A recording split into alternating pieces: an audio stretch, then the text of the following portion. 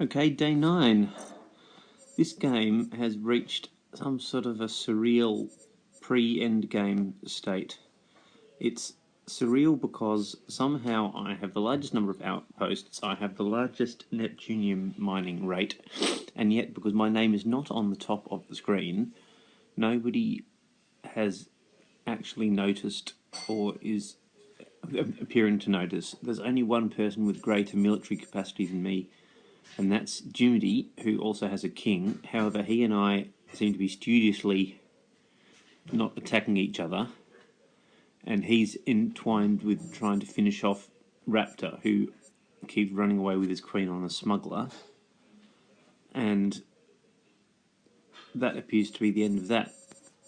Psydog is the top of the leaderboard after having done nothing all game. Genius. He says he's thinking of becoming involved in the petty squabbles of the rest of us mortals, but thus far he's been pretty happy to turtle and has been sitting at Driller Cap for ages. I'm actually producing again due to this ridiculous manoeuvre. So I might have mentioned in the previous broadcast that I'd got together with Phil and Mono to take out Playodin, who was on track to win with 3 mines. So we all got some forces and we all shot them at Playodin's mines. Playodin was only a little bit upset, as in, why are you attacking me? Because your name's on the top of the screen. Oh, I suppose. Fair enough. So I somehow managed to convince him that I only wanted 1 mine. I would be mad to want more than 1 mine, because look what happens to people that have more mines. So he was also, I think, persuaded by the fact that I had an extra 83 drillers and a lieutenant sort of on tap that I could turn on and off. So he more or less decided not to waste all of his reserves defending that mine, and he would use them to defend against pink and green. So I've walked into that. Oh, he didn't lower the shield. How rude. Anyway, so he's moving south to defend against green, and here comes the great big hammer, equivalently sized hammer from pink.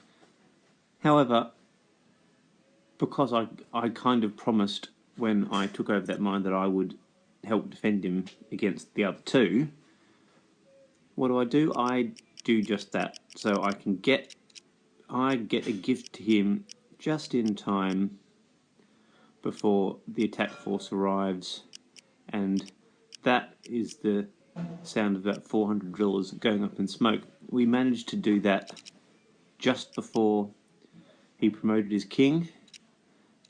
He'd cunningly planned it so that the king would promote just before impact at Orsich. However, by sending